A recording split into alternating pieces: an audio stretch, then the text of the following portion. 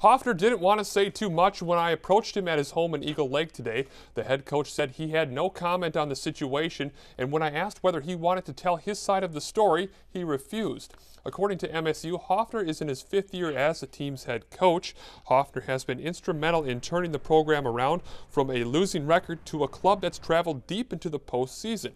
University officials declined to specify whether Hoffner's leave of absence is paid or unpaid. News 12 also spoke with members of the football team today, and they said they didn't know the circumstances of Hoffner's leave of absence that he's been placed on, according to MSU. The 46-year-old Hoffner was escorted off the practice field last Friday and subsequently placed on administrative leave. Exact details are unknown, but officials say the alleged crime was first reported to the Mankato Police Department, who then turned the investigation over to the sheriff's office because Hoffner lived out of town.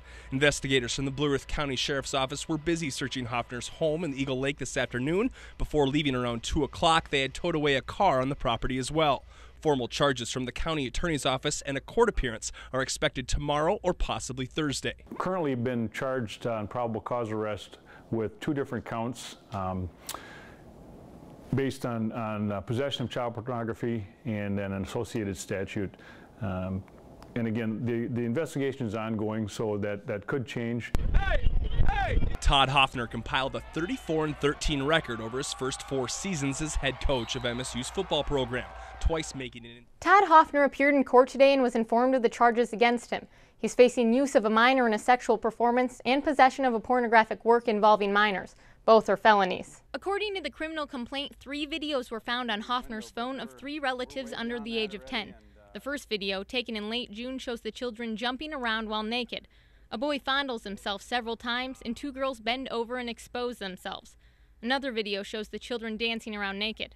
A third video shot on August 8th had no nudity. It was 2 minutes long and showed a young girl woken up, then walking to the bathroom. A person from the MSU IT department found the videos on Hoffner's MSU-issued cell phone. Hoffner's lawyer says the videos were a private family moment, and police interpreted them wrong. There's nothing in there that's graphic or sexually exploitive or anything along those lines. The judge set Hoffner's bail at $10,000 with conditions and $40,000 without. If he posts bail, the judge says Hoffner is allowed to see his children, but must be supervised by an adult. In the newsroom, Molly Miles, News 12. It's a great place to raise a family. Melody said their children, ages 5, 8, and 9, are close-knit, open, love to have fun, and be photographed or videoed. As a licensed school counselor, Melody stated she is fully aware of the signs and indications of children who have been abused. And I assure you that our children are not abused or exploited. They are healthy physically, emotionally, mentally. They have normal relationships with family, friends, and teachers. Melody said. In 2 letters written to both Todd Hoffner and his wife, dated September 26th, a social worker with Blue Earth County said they did not determine that maltreatment occurred or that child protective services are needed. Those letters were passed along to media outlets by a publicist out of the Twin Cities, using letterhead from the law firm defending Hoffner, Mashka, Reedy, and Reese. In the affidavit, Seablum says he didn't see any evidence that the children were doing anything sexually stimulating. Another affidavit submitted from Lon T. Knutson, a pediatrician for the Hoffner children, says he has found the children to be in good health, saying, quote, "I have not found or suspected physical or psychological damage to these children in any respect," end quote. Hoffner is scheduled to appear in Blue Earth County Court tomorrow afternoon. His attorney has filed a motion to get the charges against him dropped. In Mankato, Molly Miles, News 12. KEYC TV Mankato, the one to watch for local news and weather. Now, News 12 at 5. There's nothing in there that's graphic or sexually exploitive or anything along those lines. Today, we learn a Blue Earth County judge agrees, dismissing child pornography charges against MSU football coach Todd Hoffner. We have team coverage. Hear from Hoffner's neighbors, his fans, and Hoffner himself. Good evening, I'm Nicole Winters. MSU coach Todd Hoffner is cleared of charges against him.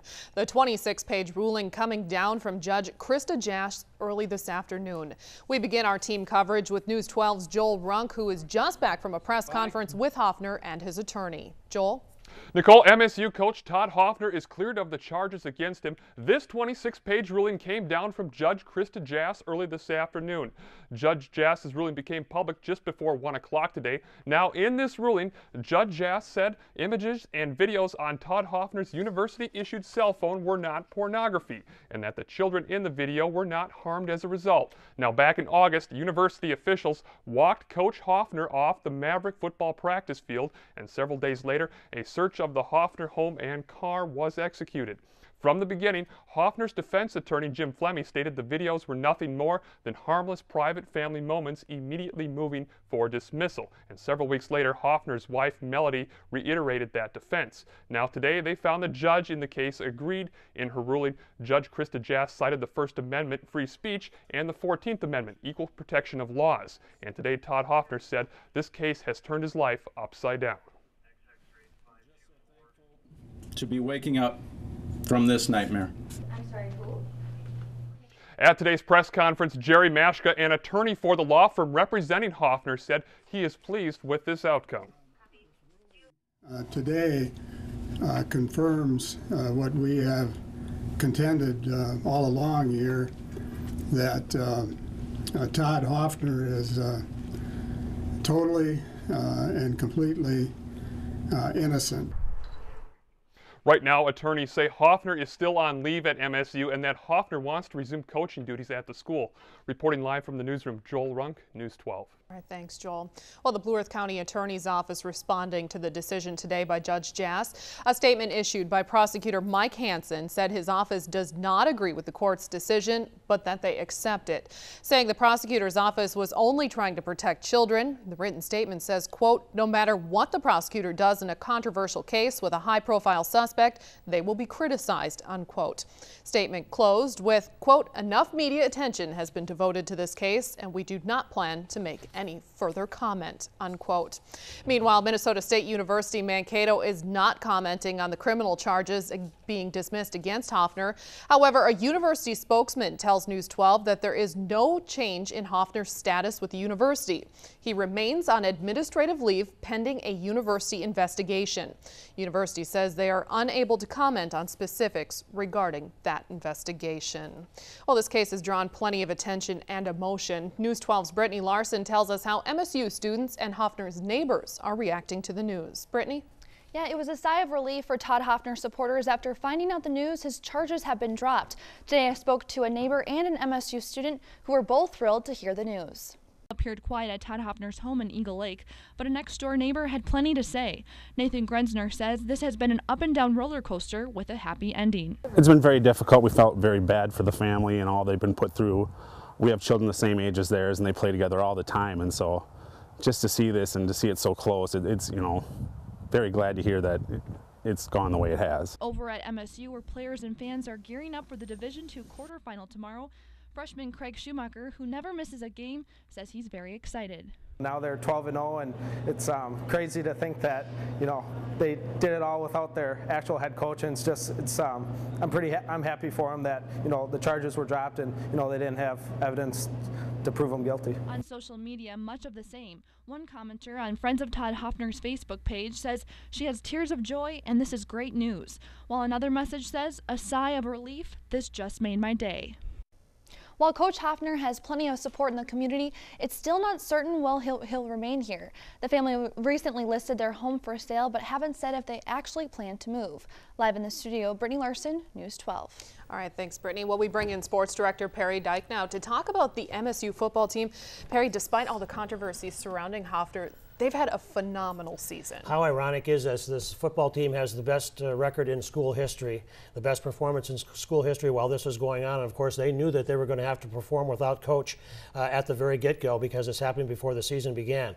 They've been undefeated, and I know Coach Hoffner, he says he wants to return to work. Whether that will be at MSU or elsewhere, we'll have to wait and see, because as we know, that investigation by the university is still ongoing. But this football team has done everything that's been asked of them. Acting head coach Aaron Keene and his staff, of course, came in, took over. They've done an excellent job. This football team has remained focused all season long. They've run their record the best ever at 12-0. They've got a big game coming up tomorrow, the biggest game in history. It's a Super Region final against Missouri Western State. If they win that game tomorrow, they will be in the Final Four in the nation. That's never happened here at the university. I know the guys on the team are going to have mixed feelings about this. They've got to be happy for Coach. He's got to feel like a big ton of weight is lifted off his shoulders. He's got to be happy for his family. The football team, though, remains focused now on that football game tomorrow. They've got to win that and move on. We'll see what happens. Well, you said they've got to remain focused, right. But is this going to hurt their focus for tomorrow's game? You know what? That could go two ways. Sometimes you could use that to help or hinder you. I think they'll use it as a motivating factor. They're going to be happy that the coach, things came out good for the coach, but the focus, as it has all season long, one game at a time. Tomorrow they've got the biggest game in school history. They're going to be ready to play. And good luck. MSU school officials say a university investigation against Hoffner is pending. While Coach Hoffner's status at MSU remains up in the air, today ends the criminal part of a saga that began back in August. It was August 17th, in the second week of practice, that university officials literally escorted Todd Hoffner from the field and placed him on paid leave. Neither side would give any indication of why at the time, prompting speculation on everything from NCAA violations to criminal charges. The answer would come 4 days later, when Hoffner was arrested on child pornography charges. The criminal complaint pointed to 3 videos found on Hoffner's work cell phone by workers at the university. Videos the Hoffner defense team said were private family moments and not pornographic. There's nothing in there that's graphic or sexually exploitive or anything along those lines. On August 27th, Hoffner's wife added her voice to his defense.